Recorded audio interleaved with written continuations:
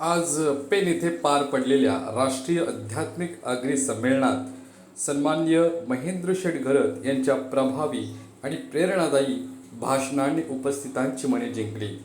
Agree समाजाची संस्कृती, परंपरा, आध्यात्मिक विचार आणि समाज एकतेचा संदेश त्यांनी आपल्या भाषणातून प्रभावीपणे मांडला. त्यांच्या दमदार वक्तृत्वाला उपस्थितांकडून उत्स्फूर्त प्रतिसाद मिळाला आणि संमेलनात त्यांच्या भाषणाची विशेष चर्चा रंगली. मी निश्चितपणे सूर्यकांत पाटील आणि सर्व सहकाऱ्यांचं मनापासून अभिनंदन करेन की कुठंतरी आगरी समाज अध्यात्मामध्ये कुठं आहे तर हे दाखवण्याचा याच्या निमित्तानं प्रयत्न केलेला आहे. का आगरी कोळी समाजाची जी ओळख गणेश नाईक साहेबांनी सांगितली त्याच्या प्रतिकूल परिस्थिती आहे. सुरुवातीला जे होते ते आता आम्ही आगरी नाही आहोत, आता आम्ही पुढारलेले आगरी आहोत हे दाखवण्यासाठी निश्चितपणे हे संमेलन आहे. जगदीश पाटील फार मोठा गायक आहे. आम्ही भेटतो जेव्हा हजारो आगरी तिरुपतीला जातात तेव्हा तिथं ते स्वतः असतात. आमचा एक चांगला मित्र आहे आणि आगरी समाजाला निश्चितच अभिमान आहे. असं जगदीश पाटील तुमचं सुद्धा मी अभिनंदन करतो.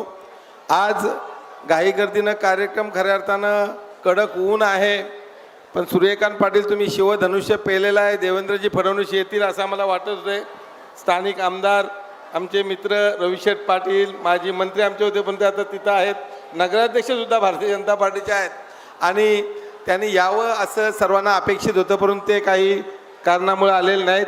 परवा ते रामशेठ ठाकूर साहेब यांच्या 75व्या वाढदिवसानिमित्तानं आले होते. नितीनजी गडकरी हे आले होते. आज आपण सांगतो ज्या पद्धतीनं रविशेठ पाटील समाज पुढे चाललाय. 2011 साली आगरी समाजाचं अधिवेशन पनवेलला झालं होतं. मोठं अधिवेशन झालं होतं.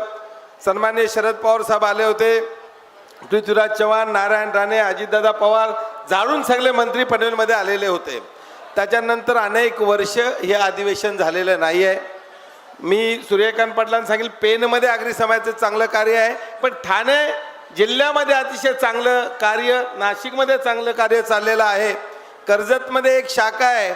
आगरी समाज जेव्हा एक कार्यक्रम बोलवते तेव्हा हजारो लोक त्यांच्या कार्यक्रमानुसार कर्जत शाखेच्या येतात का त्या आगरी समाजाच्या गुणवंत विद्यार्थ्यांचा सत्कार करत असतात. आज आपण सांगतो का आगरी समाजाने प्रगती केली, पैसा आला, व्यवस्थित लावलेला. अनेक लोक आज इन्व्हेस्टमेंट चांगल्या करतात, बिल्डिंग कन्स्ट्रक्शनमध्ये आलेत. सर्व प्रकारच्या व्यवसायामध्ये आगरी समाज आहेत आणि आगरी समाजाच्या मुली ज्या आहेत आपण सांगतो 70% मुली या अतिशय पुढे गेल्यात. आज जरी इथं महिलांची संख्या कमी असली तरी आगरी समाजाच्या महिलासुद्धा पुढे गेल्या आहेत, प्रतिनिधित्व करतात. आपल्या पेनच्या नगराध्यक्ष मॅडम इथं बसलेल्या आहेत. एक नाही तर 2 वेळेला 3 वेळेला त्या नगराध्यक्ष इथं झाल्या आहेत. अनेक सहकारी आज त्यांच्याबरोबर नगरसेविका म्हणून काम करतात. गणेश नाईक साहेबांनी सांगितलं का काय काम केलं पाहिजे. इथं महाराज बसलेले आहेत. महाराजांना मी सांगेल, महाराज मी 2 वेळेला जिल्हा परिषद मेंबर होतो. जिल्हा परिषद माध्यमातून जवळजवळ 57 जलकुंभ मी पायलट योजनेतून उभारले. महिलांच्या डोक्यावरला हंडा बंद करण्याचा त्यावेळेला आपण प्रयत्न केला. 2 वेळेला जिल्हा परिषद मिळून चांगलं काम करत असताना 3ऱ्या वेळेला आरक्षण महिला आले म्हणून मी लढलो नाही. 2014ला मला तिकीट मिळालं. 2009ला काँग्रेसनं तिकीट दिलं. 9ला रविशेठ आमदार होते, 4ला आमदार होते रविशेठ. आणि त्याच्यानंतर आगरी विरुद्ध आगरी आणण्याचा कोणी प्रयत्न केला. नेत्यांनी जर ठरवलं तर इथं दोन्ही खासदार आगरी होऊ शकतात, अनेक आमदार आगरी होऊ शकतात. पण आगऱ्याला पाडायला मारवाडीचे पार्टी सगळे आगरी नेते झाडून गेले. मग आता महेंद्र तुम्ही लढा. मला आता सगळे सांगतात लढा. मी 2 वेळेला लढलोच नाही. त्याच्यानंतर मी 19ला लढलो नाही, आता 24ला लढलो नाही. त्याच्यापेक्षा जनतेची सेवा करायची. महाराज मी 2 वेळेला कैलास मानसरोवरची पदयात्रा पूर्ण केली आहे, परिक्रमा पूर्ण केली आहे. मी सगळे ज्योतिर्लिंग तुमच्या अनेक वेळेला केलं आणि त्याच्यानंतर एकच सांगितलं का माणसामध्ये देव पहा. देव कैलासला सुद्धा नाही आहे, कुठल्याच ज्योतिर्लिंगामध्ये नाही. भीमाशंकर तर मी दरवर्षी चालत जातो 3 डोंगर. 40+ कॅप्टन आहे. 161 देशामध्ये मी मोरोकोमध्ये आता निवडून 2 वेळेला निवडून आलो. लंडनपासून 12 देशामध्ये ऑफिस आहेत. एक्झिक्युटिव्ह बोर्डला मी निवडून आलो. व्हाईस चेअरमन म्हणून मी काम पाहतो. परवा नेपाळच्या राष्ट्रपतींना भेटलो. नेपाळमध्ये माझं भाषण होतं. लंडन आणि ऑस्ट्रेलियातून लोक आली होती, युरोपमधून आली होती. मी आगरी काय निवडून देत नाही आता. त्याच्यानंतर आता लढाचं नाही ठरवलं मी. पण आगरी समाजाचा कोण दारात येईल सुखकर्तामध्ये. माझ्या बंगल्याचं नाव सुखकर्ता आहे. वर्षाला 300 नोकऱ्या देतो. जो जो हरिनाम सप्तावला माझ्या सुखकर्तामध्ये येतो एकही परत जात नाही. आजारपणासाठी असेल, अनेक मुलं दत्तक आहेत. लोकांना 2,000 रुपये मत देण्यापेक्षा 5,000 मत देण्यापेक्षा मी सांगितलं समाजासाठी काम करेल. कारण शेवटी पुन्हा हे जिंदगी न मिलेगी दुबारा पुन्हा काय करता येणार नाही. जो पैसा दिलाय तो समाजासाठी लावला पाहिजे म्हणून काम करतो. आज अनेक शेकडो मंदिरांना पैसे दिले असतील. आधी नाशिक नगरपासून माझ्याकडे मंदिरांसाठी लोक येतात. रयत शिक्षण संस्थेला जवळ 2-2.5 कोटी रुपये दिले. पण त्या तुमच्या नाशिकसारख्या नगरसारख्या भागात ज्या आवश्यक शाळा आहेत त्या शाळा उभ्या करण्यासाठी आमचे रामशेठ ठाकूर साहेब चांगली मदत करतात. आम्ही जॉईंटली मदत करतो. त्यांनी 50 लाख दिले किंवा मी 25 लाख देतो. आणि हेच समाजासाठी काम करते. लोकांना नोकऱ्या दिल्या पाहिजेत. आणि मी समाजाचा सांगतो. आमचं जयंत पाटील बोलायचे तुमची भाषा काय पनवेलकरांची, तुम्ही आगरी बोलताय. आम्हाला आगरी म्हणून आम्हाला अभिमान आहे आणि आगरीमध्ये बोलतो. आजही इंटरनॅशनल जरी व्हाईस चेअरमन असलो तरी सही माझी मराठीमध्ये आहे. मी लंडनमध्ये जातो. सगळ्या 100 देशांमध्ये मला जाण्याचा मोफत योग येतो. सगळा खर्च आमचं लंडन ऑफिस करते. मी ILOला देशाला रिप्रेझेंट करतो. इंटरनॅशनल लेबर ऑर्गनायझेशन ही जगाची शीर्ष संघटना आहे जिथं 180 देशाचे त्याच्यामध्ये लेबर मिनिस्टर, एम्प्लॉयर्स आणि एम्प्लॉयरचे तिथं जेव्हा चर्चा होते, जगाचे कायदे ठरले जातात, तिथं भारत देशाचा डेलिगेट म्हणून जाण्याचा मला योग येतो. 38 वर्ष मी युनियन चालवतो. जवळजवळ 250 युनिट आहेत.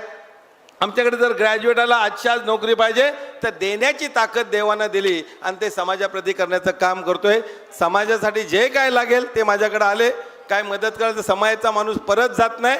जेव्हा आता हिराजी गोमा पाटील यांच्या नावानं सभागृहाचं नूतनीकरण होते, कर्जतचे शाखावाले माझ्याकडे आले का 10 ते 12 लाख रुपये खर्च आहे. 10 लाख दिले. आता एवढं आम्हाला AC व्हायला पाहिजे, अजून 4 लाखाचे AC पाहिजे. म्हणजे समाजासाठी सबकुच. समाजाचा मी या समाजातून पुढं आलो आणि समाजाच्या माणसाला पुढं न्यायचं असेल, समाजाचं कार्य करायचं असेल तर आम्ही काम केलं पाहिजे. पुन्हा त्यांना 3 लाख दिले. आता या 22 तारखेला आमचं ओपनिंग आहे.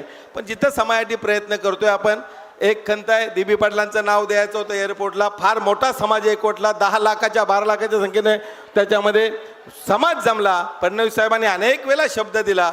मंत्रालयात फाईल पेंडिंग आहे, अजून ते नाव झालं नाही. खऱ्या अर्थानं DB पाटलांचं जर नवी मुंबई आंतरराष्ट्रीय विमानतळाला नाव लागलं तर खरा आगरी समाजाचा गौरव होईल आणि त्याच्यासाठी सुद्धा पुन्हा एकदा घेतला पाहिजे. आणि आगरी नेते आहेत, माननीय गणेश नाईक साहेब मंत्री आहेत, रविशेठ पाटील त्याच्यामध्ये आहेत, प्रशांत ठाकूर आमचे माझा भाचाच आहे, फार जवळून आम्ही काम करतोय. रामशेठ ठाकूर साहेब, महेंद्र दलवी आहेत, अनेक नेते आहेत त्याच्यामध्ये. असताना कपिल पाटील मंत्री होते. कपिल पाटील आगरी समाजाचा पहिला मंत्री झाला, पाडला लगेच आग्र्यानी. आपल्या आगरी एखादा पुढं गेला, रविशेठ आमचे मंत्री होते, त्यांना दुसऱ्या वेळेला पुन्हा मंत्री कॅबिनेट झालेच असते. ते कारण राज्यमंत्र्याचे कॅबिनेट झाले होते, पण पुन्हा आग्र्याने त्यावेळेला त्यांना साथ दिली नाही. आग्र्यांनी ठरवलं पाहिजे जेव्हा जातीचा माणूस उभा राहील तेव्हा आम्ही त्याला बल दिला पाहिजे. तर आगरी समाज कधीही बाहेर पडणार नाही. आज इथं पेनमध्ये प्रचंड आगरी समाज आहे.